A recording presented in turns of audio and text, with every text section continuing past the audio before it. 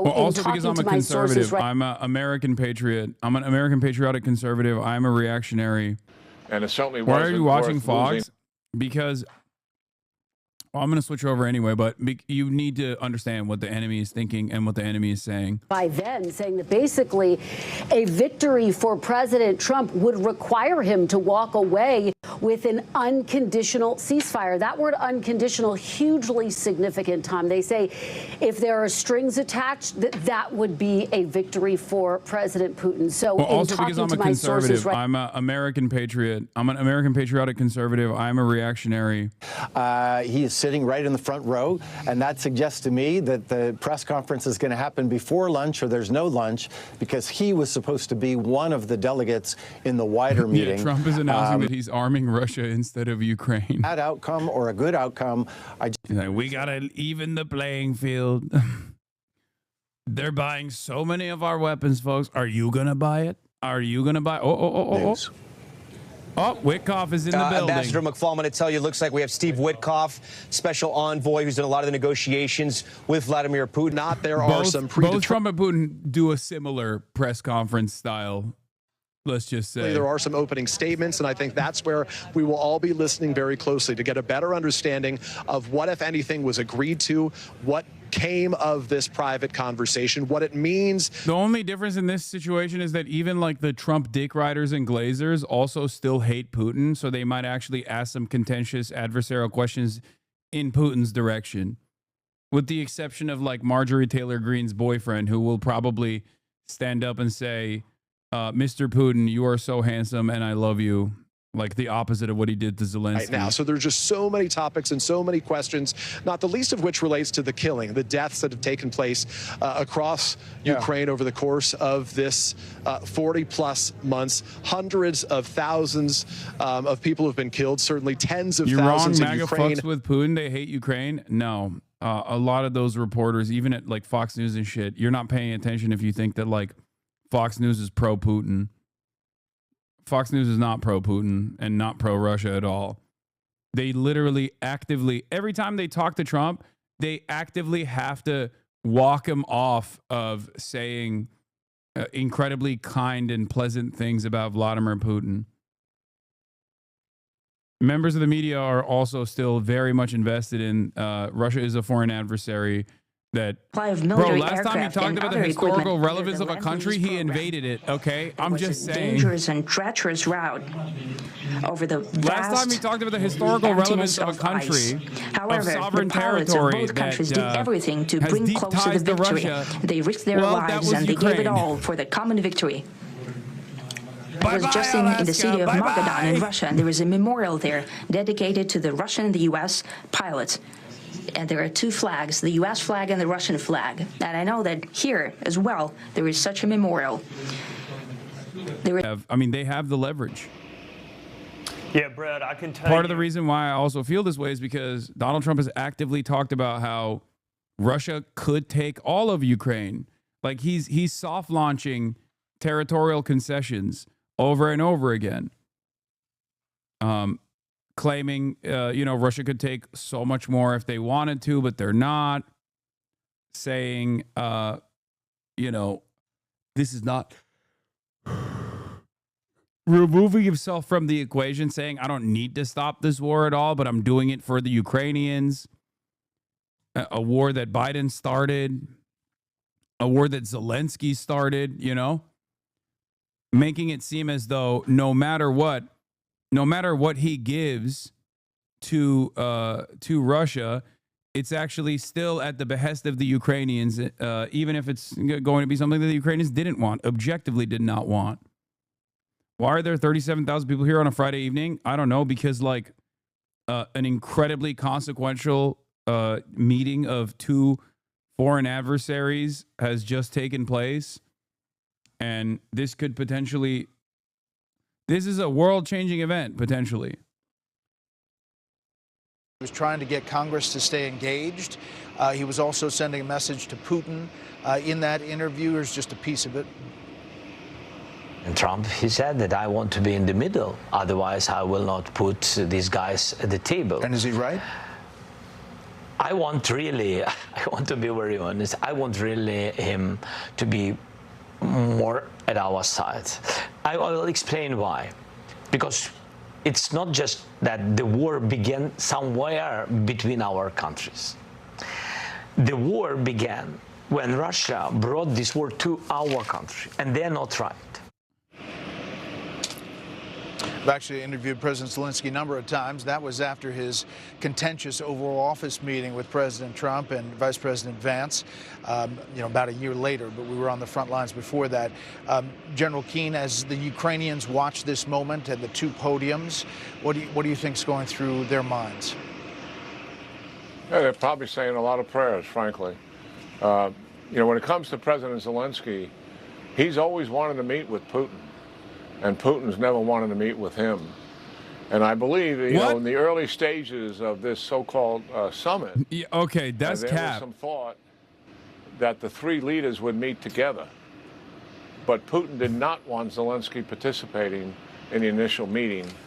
Trump did not that's insist just not on true. It because he still felt an in-person meeting with him and Putin, following on to the several phone calls they had, would be an important ingredient, and there was value in it. Because, they've arrested Putin. All right, let's go to your... Says you, buddy. Welcome to your second Russia take. Yeah, my predictions have been wrong. My big predictions have been wrong. I'm not in the predictions game anymore when it comes to Russian affairs, okay? Both parties are unreliable and also insane. So it's, I think, very difficult to speculate. I got the analysis was good, and I got a lot of the broader outlines correct in terms of like where this would head and whatnot. But let's be real, okay? When it comes down to it, if this is a moment where these two guys are the ones making the decisions, it's very difficult to predict. So for President Trump, I don't think that's the case, though. I don't think that. I do not think that Donald Trump is going to arrest Vladimir Putin. Can do things that other presidents cannot. That certainly will be put to the test here. So much at stake. What the fuck is taking so long? They're arresting Putin. That's what's taking so long. Oh. Movements. Along with Steve Witkoff. Democratic sources say they would like to hear from this president. This is, of course, a conflict that has divided the Republican Party. Some 51% of Americans disapprove of President Trump's handling of the war in Ukraine. Remember, he promised to end this in 24 hours of being elected. He has acknowledged it's proven more difficult than even he anticipated. So this is one of the biggest tests of his second term, Tom. Is the Commerce Secretary. They were among those who were expected to be in attendance. But to this point, we don't know whether there was in some form an abbreviated expanded bilat or if they're just coming from what was a 3-on-3 meeting with their interpreters before arriving here. Tom, to pull back the curtain a little bit, this has been a remarkable day. In more than 13 years of covering the White House, I have not seen security like that which we have witnessed here today as the American and Russian reporters were welcomed onto Joint Base Elmendorf Richardson. They each went through separate, in effect, vetting where they were swept to check for any equipment that wasn't allowed to be brought in, any weapons or anything of that kind. And one of the Secret Service officers heading up that process said to me that this was a much more meticulous process than you normally see. So meticulous that as we waited on buses to enter, there were literally Secret Service agents who were opening up each of the pre-prepared lunch boxes, breakfast boxes that were being brought in for those individuals who would be inside here, just to check them so that nothing was snuck onto the property here before today's meeting take place. If we look around this room, I would tell you there's probably a couple hundred individuals here, certainly a full contingent of reporters who cover the White House, the president, on a daily basis. There are dozens of Russian reporters as well, but there are also reporters from all across the world, all of whom obviously would be impacted by the potential of any agreement of any kind as it relates to this 3.5-year relentless war after Russia's invasion of Ukraine. Tom? And I do want to ask you about the reporters in the room, Peter, because explain to our viewers here, are most of the people that are in that room reporters? And how, in a news conference like this, a bilateral news conference, will people get to ask questions? Opened up to questions, right? Because any reporter on any part of this globe would want to be in there right now asking those two men questions. It's a good question. We don't know the answer to that. I can tell you that every reporter that I'm seated around certainly has questions prepared. I'm sure there'll be a cacophony of voices as they all try to get heard by the president here, trying to get his attention. President Trump, when he holds news conferences regularly, does it a bit differently than past presidents, where he just sort of picks and chooses and calls on individuals as he likes. Whether or I guess nuclear weapons are fake. Yeah. I feel like the chances of this are less likely than Trump just completely ceding Alaskan territory to Russia. Fuck it. Give Alaska to Ukraine. I feel like that's higher likelihood. I think that's the whole thing is to trick him to come into the U.S. and going to arrest him. He's a war criminal. Even his co-hosts don't believe it. First of all, so is Benjamin Netanyahu, dude. What the fuck are you talking about? And Trump literally gave him a suck job in the middle of D.C. That he is. But. Yeah. So let's see. But we may do my point is we may do a special report. Just, we'll see this weekend. That's one thing to look for is if we decide to do a special report. Needs to be attacked. So I could totally see them asking contentious questions to Vladimir Putin if given the opportunity. I can't speak on the Russian media team. I don't know what their situation is with respect to Trump. Like, I don't know if they would ask him any adversarial questions. I doubt it, but who knows? Also, come on, man. This was supposed to fucking happen already. What's going on? Much earlier than we've expected. They're teasing us, I don't bro. want to lean too heavily on precedent here, but despite the best efforts of the White House to lower expectations about this meeting today, they got ratcheted back up by the president's comments on Air Force One, suggesting he'd be very upset if there wasn't a ceasefire to announce today, and by the stagecraft of this event. This is not some small meeting to set up a larger meeting, Tom. This is very clearly something that has been amped up by the president. The fact that Vladimir Putin is still here, that there are two podiums, that they're coming out, does suggest there's some positive development. I want to key in on something that Peter said, because I think this could be the delay that we're in right now. The president said earlier in this week that Zelensky would be among the first people he would tell if there was news out of this. That could very well be what's responsible for this delay right now. Yeah, the president could be calling the leader of Ukraine, who is right now fighting a wartime president, to let him know of any developments. I do want to bring in the former U.S. ambassador to Russia, Michael McFaul, who has a tremendous amount of experience in bilateral meetings, in meeting foreign dignitaries, including Vladimir Putin. Ambassador McFaul, what do you make of what we've seen so far? We were told possibly the meeting could be up to 7 hours long. It was less than 3 hours. We're awaiting this news conference. I know it's all speculation at this point, but what do you think's happening behind closed doors? Well, I'm just speculating, but I have been in these meetings with Vladimir Putin and President Obama. Sometimes the small group meeting goes longer. So the one that they just had goes so long that the larger meeting with the full delegation gets squeezed and maybe in this case canceled altogether. So that could be happening. I know the people in that delegation. I see the Russian delegation right now. I see Kirill Dmitriev's head. You mean doing it? No. Come on. There are heinous crimes that take place that federal law enforcement agencies are supposed to be fucking combating. That's ridiculous. Okay? I'm not going to sit here and act like these guys are not, under different circumstances, like tasked with like dealing with, drug dealers and shit.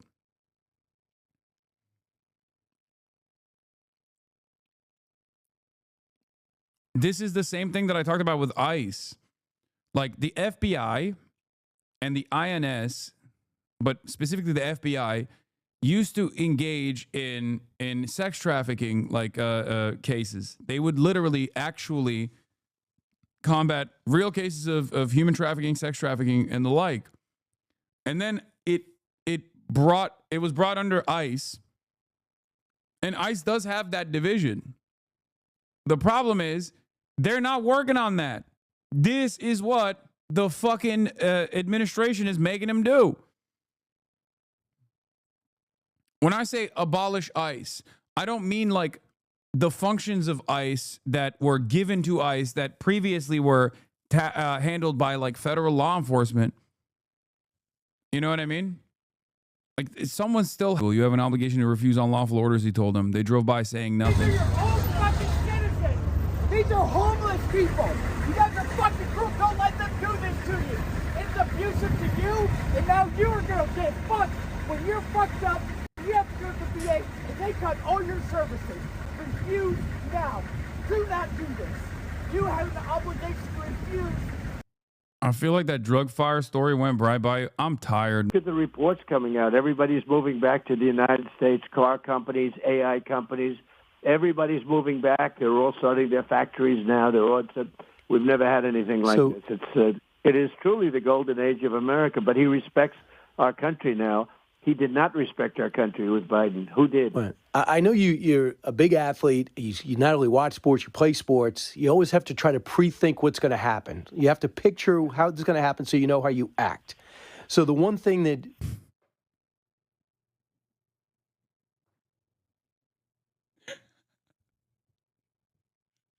I know you never played sports, but you watch sports, which is a lot like playing sports. You're very athletic that way. Your profound understanding of watching sports has basically made you into an athlete. Why even present it as such? Just fucking say what you're going to say.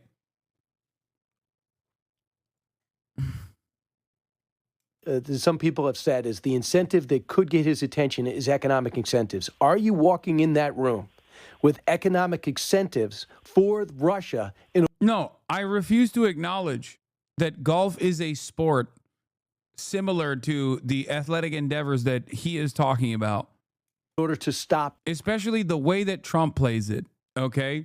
When his fat ass gets in that fucking cart and then has like 18 different people around him basically do everything but line him up. He used to play tennis, that's true. He was a tennis player. That photo lives in my mind. The fighting.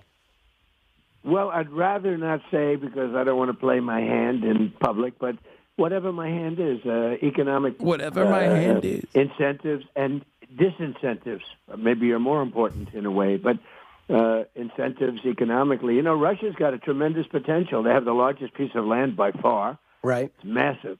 It's got great wealth on it. But all they do is oil. All they do is oil and gas. They can't even they can't even farm. But that's okay. Oil and gas is a very profitable business. You know, that's better than I make shirts, T-shirts. You know, oil and gas. If you say that's all they do, that's if you're going to have one business that's good, that's the business to have, and they have it.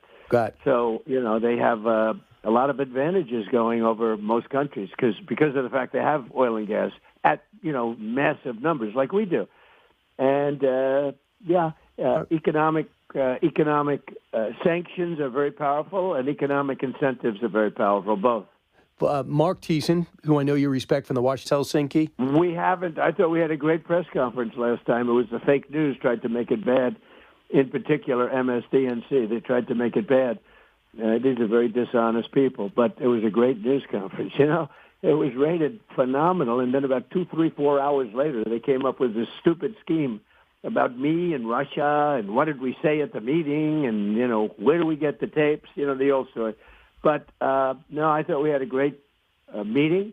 And don't forget, we were under a lot of pressure because we had the Russia hoax going on. So I told him, I said, why does he sound so sad? I don't think he does. I think he sounds excited. I think he's excited to see Vladimir Putin. I feel like I've seen him more energized and more dynamic in these past couple of days than ever before. I'm not even kidding. He's in bed kicking his feet up. Yeah, for sure.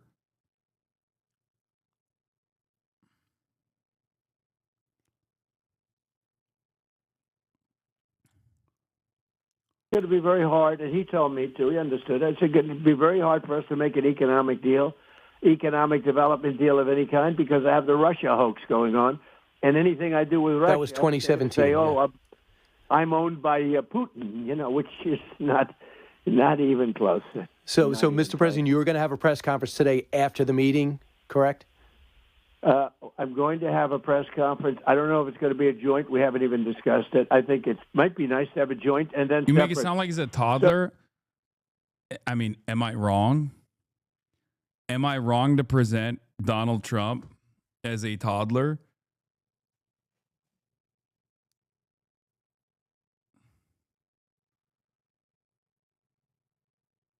Do you think any funky stuff will happen at the summit? As someone who used to get mad about like, oh, Donald Trump is gay for Vladimir Putin type statements in the first like most heated days of the Russiagate stuff, I can't help but recognize that he's kind of gay for Putin. Like I think the libs might have been on to something on that one. He is. He's like Blue Hanan is crazy on a lot of issues, but this is the one time where it's like he's just so excited. He's so excited for Pootie Poo. Bro, you know he's shaving, okay? And I don't mean his face. You feel me?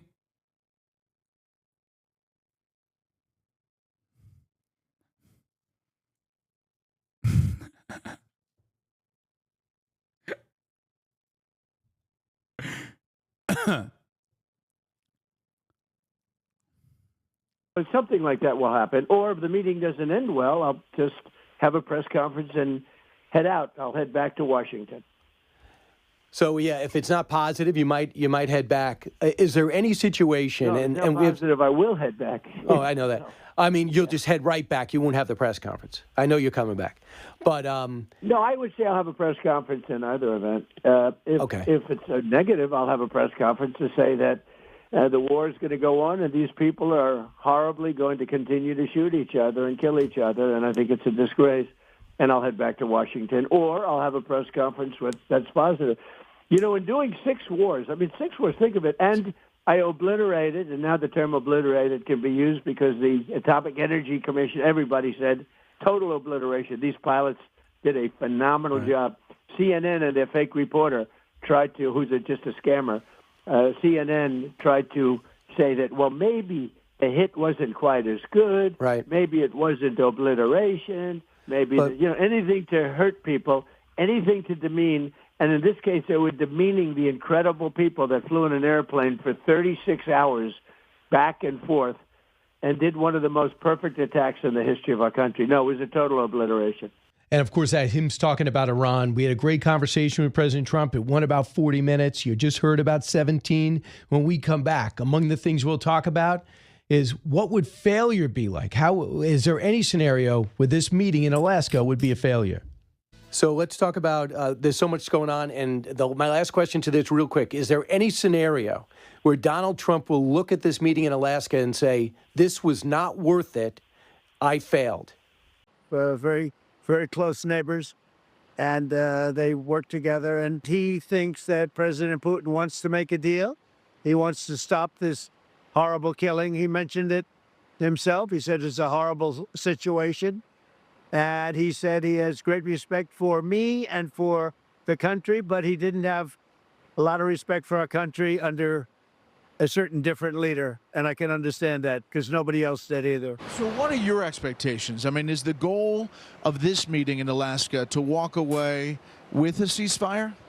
So when you talk about deals, it's all I do. My whole life I do deals. You never know. You don't like to have too many expectations. You want it because you have to weave and bob, and you don't know what's going to happen. But we're going to go and find out. I'd like to see a ceasefire. I wouldn't be thrilled if I didn't get it, but everyone says you're not going to get the ceasefire. It'll take place on the second meeting. The second meeting is going to be but I'm not going to be happy with that.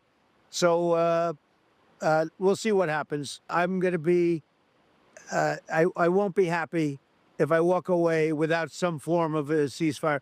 Now, I say this, and I've said it from the beginning, this is really setting the table today. We're going to have another meeting if things work out, which will be very soon. Or we're not going to have any more meetings at all, maybe ever. But don't you sense that Putin comes to this table maybe in an economic pinch, and that maybe the things you've already done have put him in an economic pitch? Is there an economic side to this, as Russia hoping to open up to the world? Well, he lost an oil client, so to speak, which is India, which was doing about 40% of the oil. China, as you know, is doing a lot. And others, I have another few countries. And if I did what's called a secondary sanction or a secondary tariff, it would be, you know, very devastating from their standpoint. If I have to do it, I'll do it. Maybe I won't have to do it.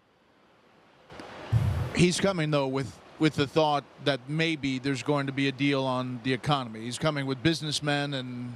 Yeah, they're bringing a lot of people. Over 500 people are coming. A lot of them are businessmen. And what they really would like to do is, look, we built in a short period of time the greatest economy ever, ever. I had the 4 greatest years ever as an economy, and this is going to blow it away. We're doing well. We were a dead country, and I say this often. I'll say it loud and clear. We were a dead country a year ago, a dead country, not respected by anybody. We had inflation at levels that we had never had before. They say 48 years. I say it was worse than ever before. So if you were to paint a picture of what perfect looks like coming out of Alaska today, what does that look like in your mind? Look, it's not for me to negotiate a deal for Ukraine, but I can certainly set the table to negotiate the deal. And our next meeting will have President Zelensky and President Putin and probably me.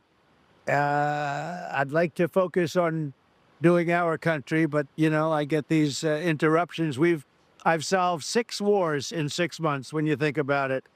And that's from Pakistan to India. That was going to be a terrible one. Planes being shot down. That was getting ready to flare, and then nuclear powers and so many others. And, you know. Well, Armenia, Azerbaijan, Congo, Rwanda. In fact, did you see that Hillary Clinton yesterday said that if you got this deal done and not capitulate to Putin, that she would nominate you for the Nobel Peace Prize? If President Trump were the architect of that, I'd nominate him for a Nobel Peace Prize. Well, that was very nice. I may have to start liking her again. I will say this. This is an important meeting. The second meeting potentially is more important. It could be more finality. It's not for me to negotiate for Ukraine, but I think I have a pretty good idea what they'd like to see and what's good and what's not good. But more importantly than the deals and all of the things we've been talking about are the lives. They've lost right now 5,000 to 7,000. They're losing a week, mostly soldiers, Russian and Ukraine soldiers. Think of this. You have Russian soldiers, you have Ukrainian soldiers.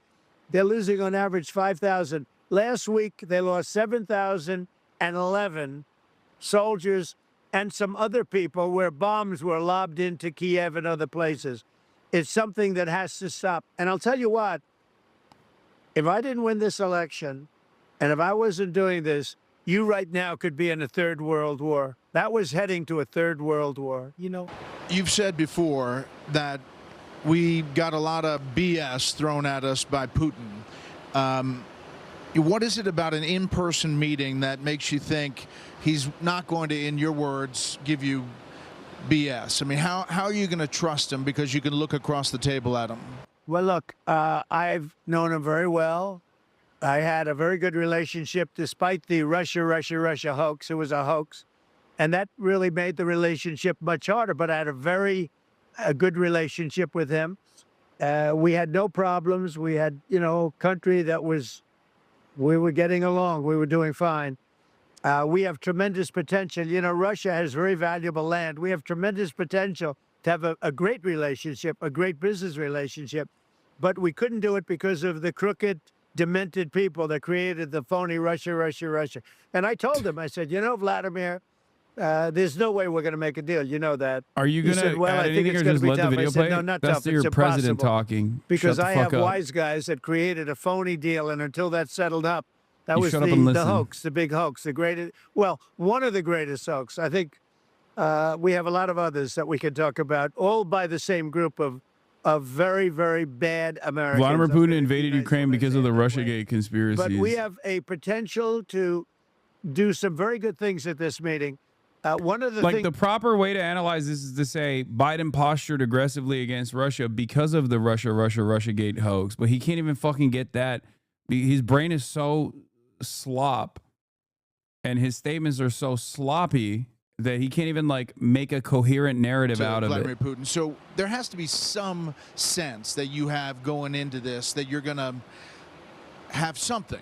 Because That would be the coherent narrative. otherwise, you said This you is not go in and look an across assessment the, on whether the it's table truthful and or be not. able to I'm say just in the saying that first that 2 would make minutes more sense if he whether was it like, gonna "Oh, happen or Democrats not. were really posturing against I'll Russia." be able to tell very quickly whether or not because they a whipped good themselves meeting, up into a a good frenzy meeting because they lost to me and they couldn't deal with that, so they had to blame a foreign nation over and over again, and then they whipped themselves up into a frenzy and like postured too aggressively against Russia, which then caused Russia to be fearful and invade Ukraine or some shit, you next know? week.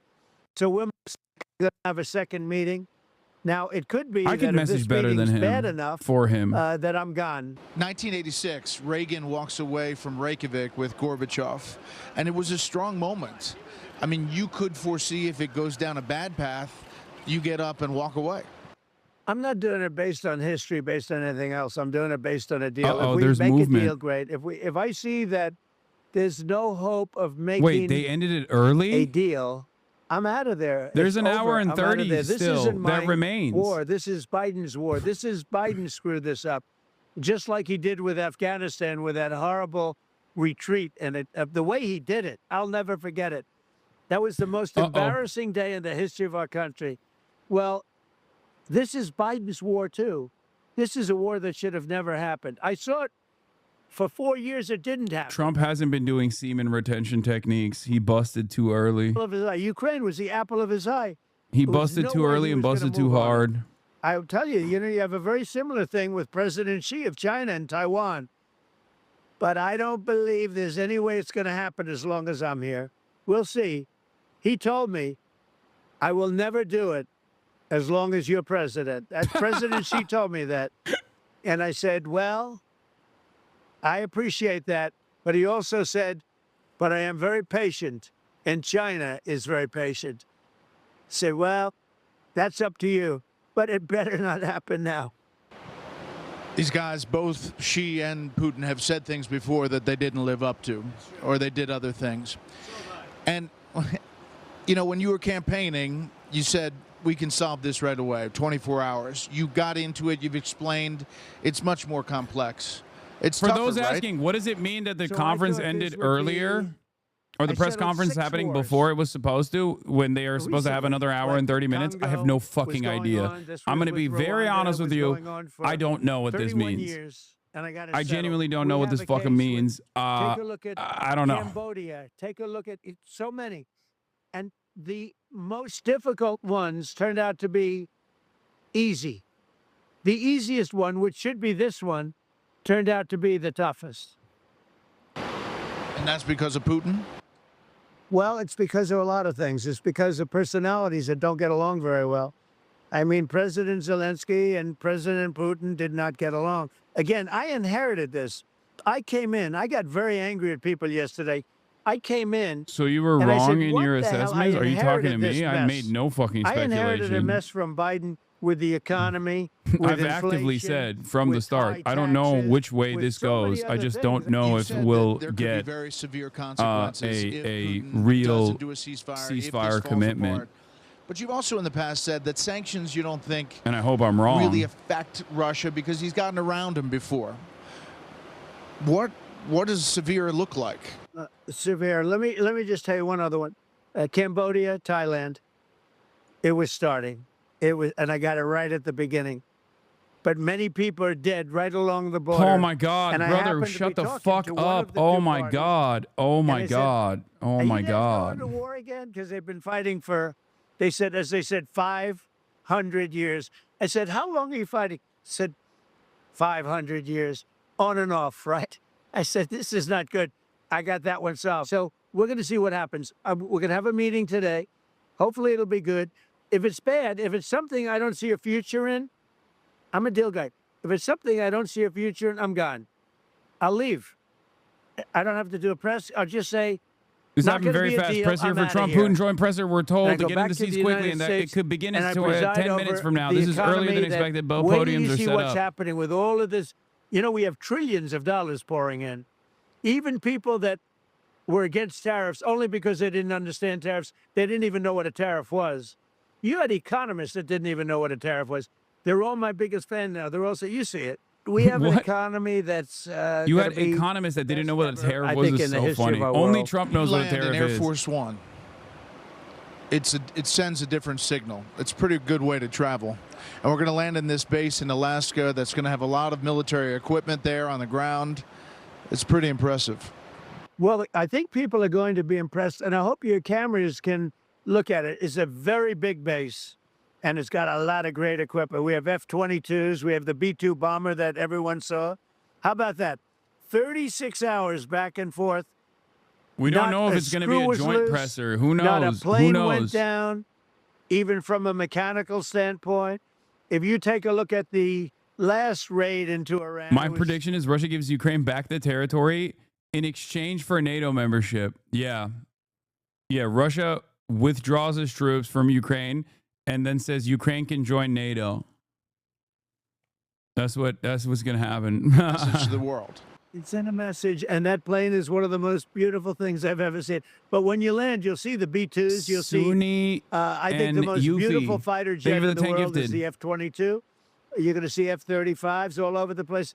It's a big base. You're going to see lots of equipment. Oh, you're saying Russia joins NATO. And I hope your cameras NATO. can cover it because it will be very impressive. Mr. President, thanks for the time. Thanks for the ride, and we'll talk to you on the way back. Just deplaned. We're in Alaska. Air Force One here on the ground. Just minutes before President Putin is scheduled to land, they rolled out the red carpet, literally the red carpet, and a number of B-2s and F-22s here in Alaska.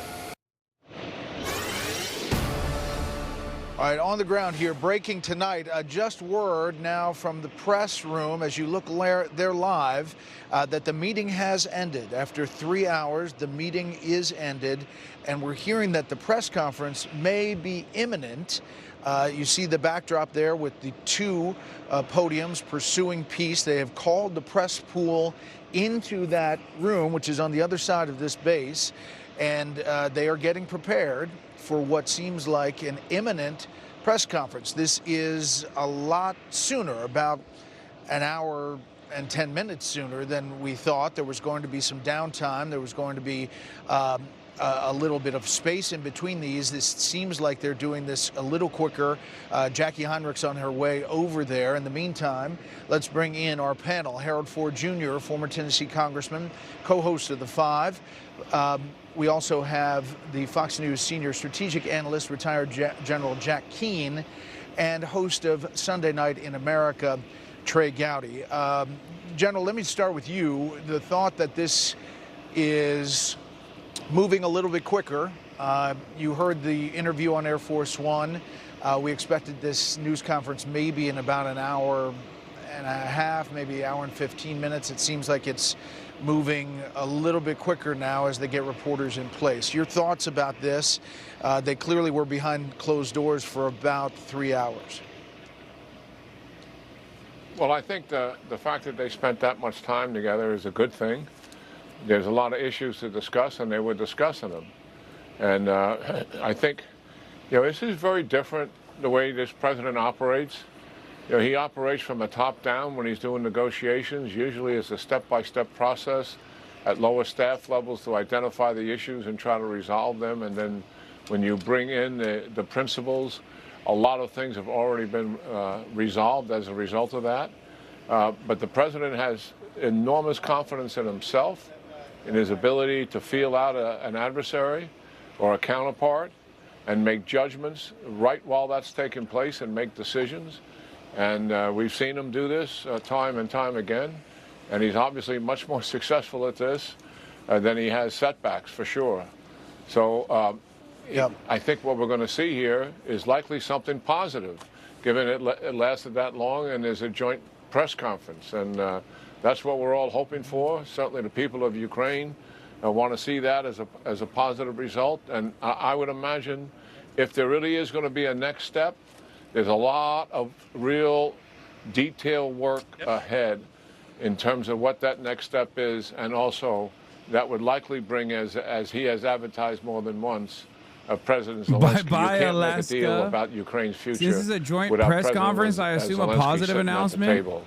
So Yeah. And he said If it is actually a joint press conference, because they're not going to to like take out one of the podiums. And let's dip right? into that room. Like they Jackie set it Einar's up just, in preparation for a joint press there. conference, so Jackie, who knows? Kind of got the red alert that this was the time, right?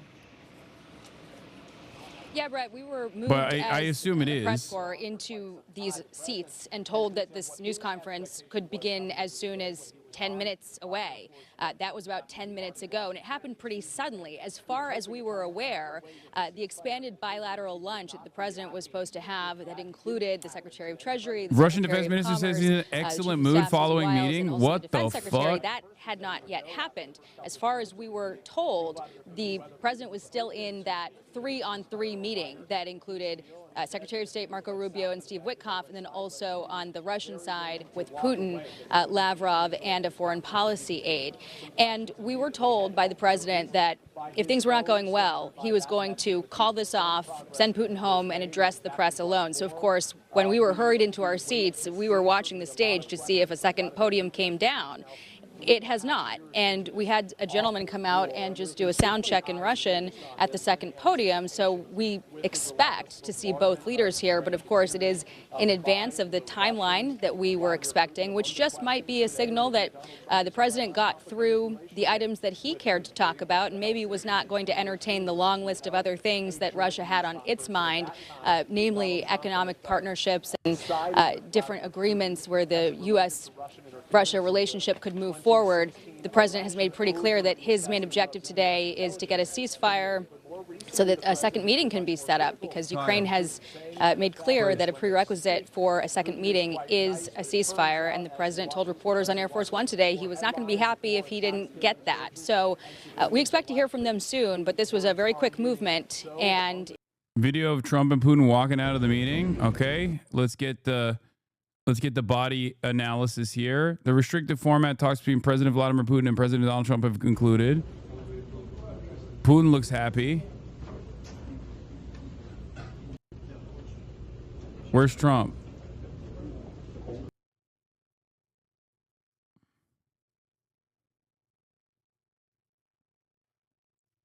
I mean, yeah, it's going to be secondary negotiations are going to happen, but who knows if this means that there will be a cessation of hostilities or not in the interim. I don't know what Donald Trump gave up in exchange. I don't even know what Putin gave up, if he gave up anything at all. The mood is always the same. It's great. Okay, that doesn't mean much. How did negotiations go? Wait, what did he say?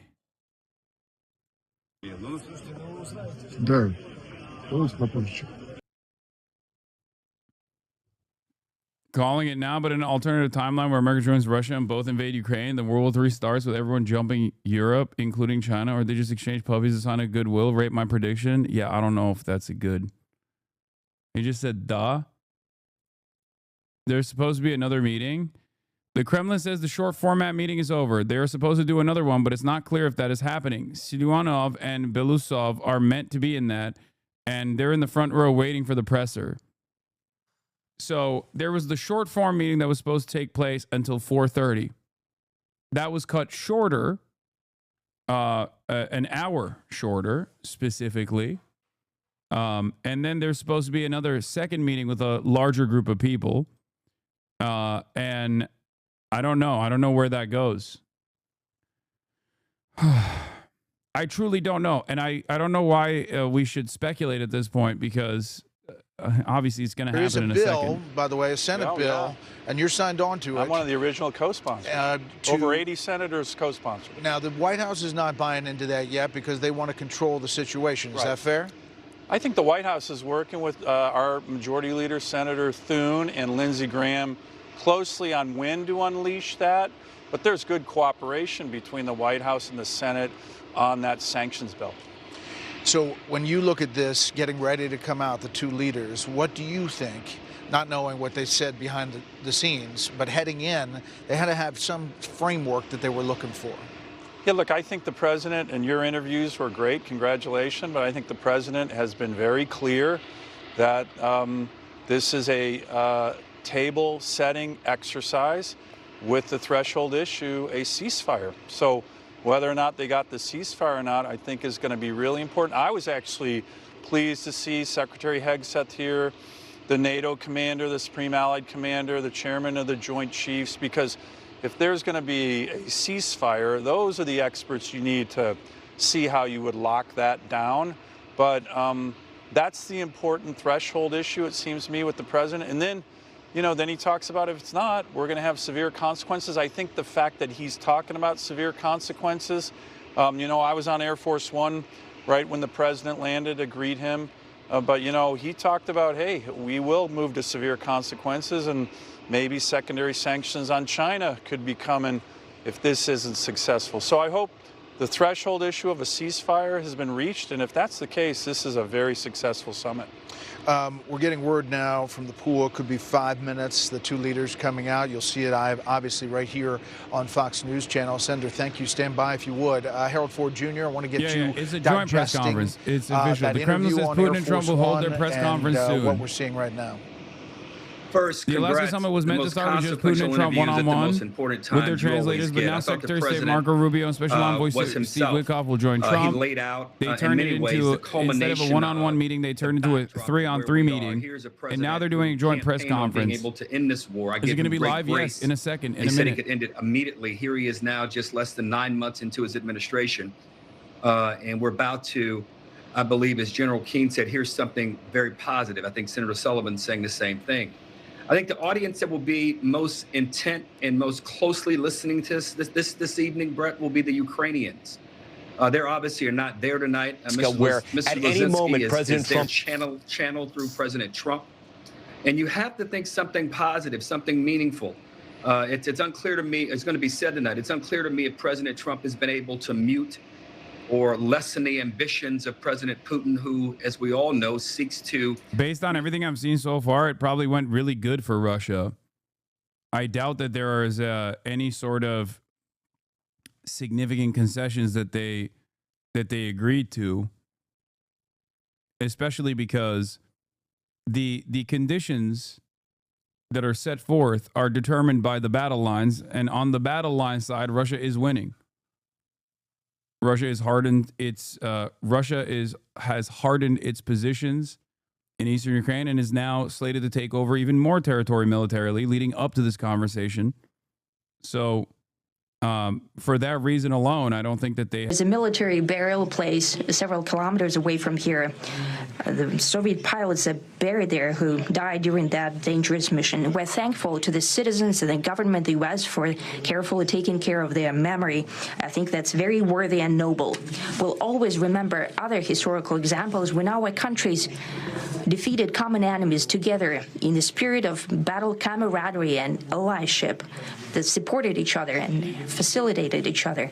I'm sure that this heritage will help us rebuild and foster mutually beneficial and equal joint invasion of Ukraine. This new stage, even during the hardest conditions. He's going to say, now the real Nazis are Ukraine. I convinced Trump. There have been no summits between Russia and the U.S. for 4 years, and that's a long time.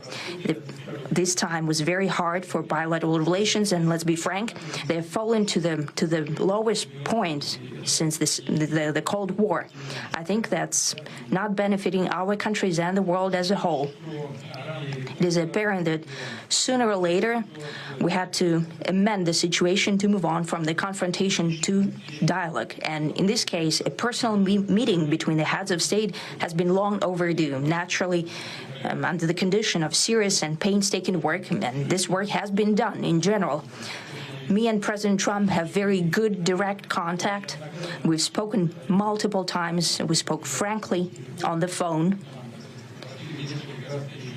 And Special Envoy of the President, Mr. Witkoff, traveled out to Russia several times. Our advisors and heads of foreign ministries kept in touch all the time.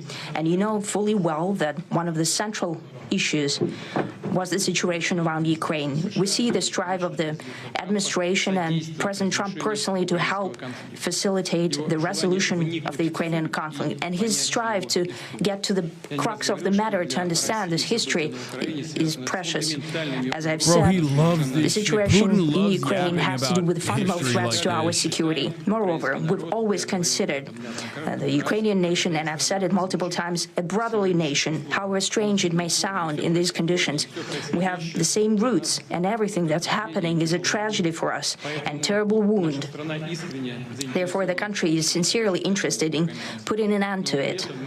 At the same time, we're convinced that in order to make the settlement lasting and long-term, we need to eliminate all the primary roots, the primary causes of that conflict. And we've said it multiple times, to consider all legitimate concerns of Russia and to reinstate a just balance of security in Europe and in the world on the whole. And I agree with President Trump, as he has said today, that naturally the security of Ukraine should be ensured as well.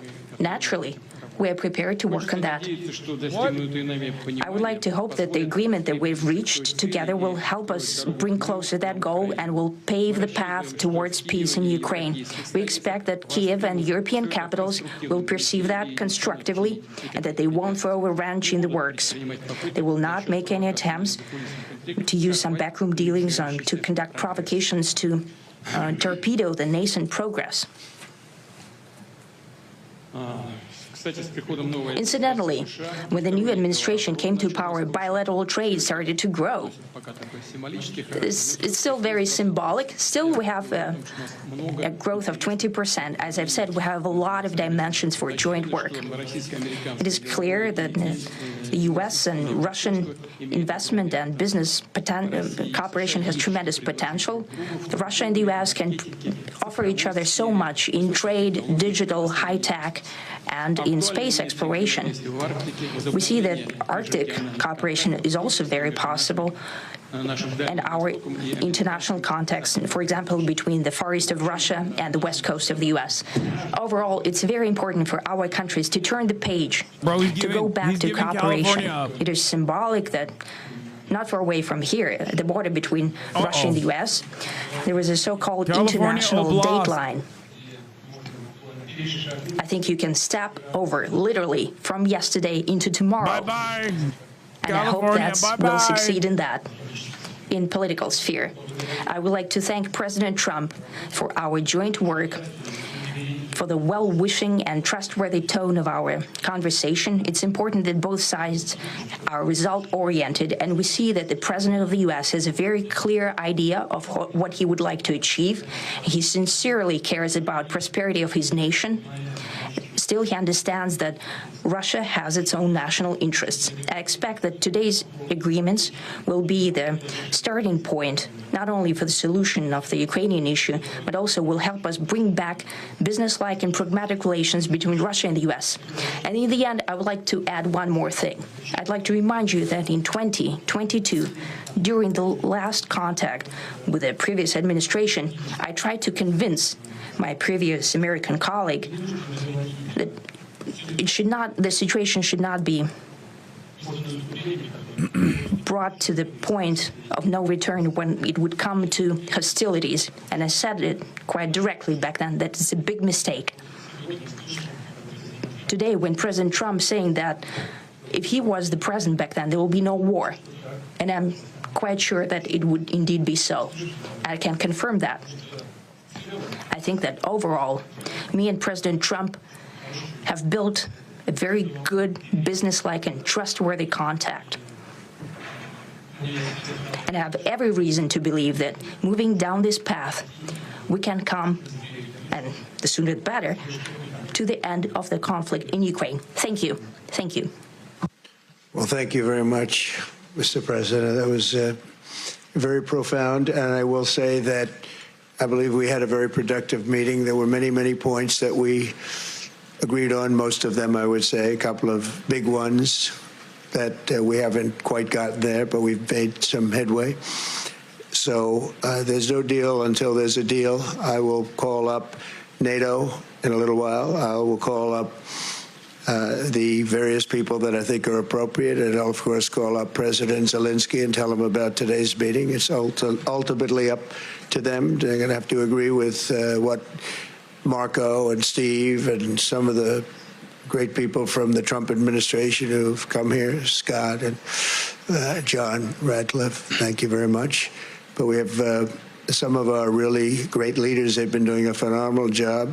We also have some tremendous Russian business representatives here, and I think, everybody wants to deal with us. We've become the hottest country anywhere in the world in a very short period of time, and we look forward to that. We look forward to dealing. We're going to try and get this over with. We really made some great progress today. I've always had a fantastic relationship with President Putin, with Vladimir.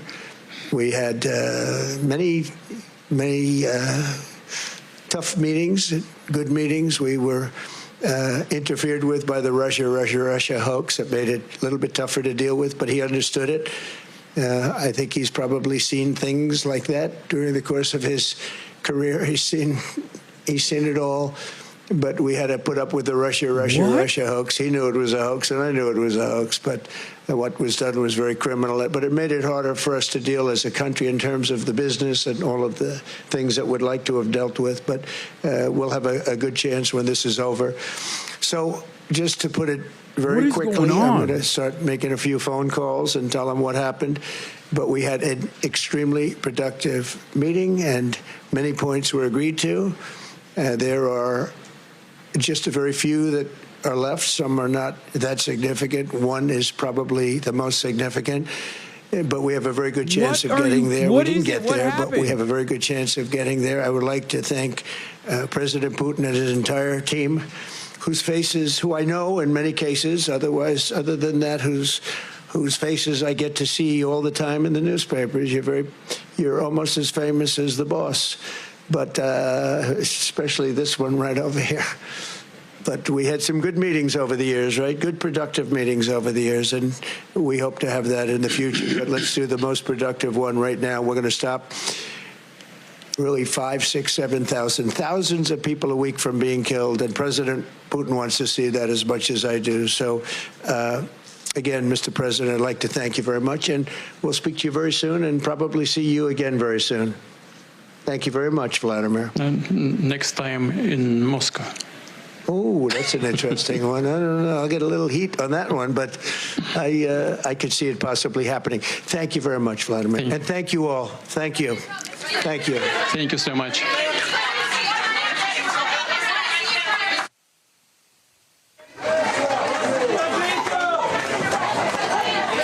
nothing happened. Nothing. It was even worse than I thought.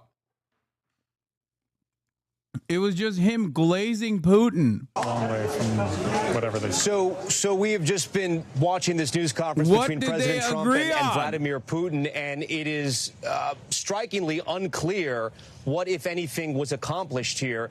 The president saying there is no deal until there is a deal, saying they have disagreed on some major points, but they've agreed on other points, that he's going to call NATO now. He's going to call President Zelensky. But this is quite incredible. Under the banner of pursuing peace here in Alaska on U.S. soil, Vladimir Putin's first trip to the U.S. in nearly a decade, it is unclear what they've accomplished. It is unclear what they've agreed on. And more importantly, it is unclear what this means for the people of Ukraine that are currently fighting a war against Russia that has invaded their territory.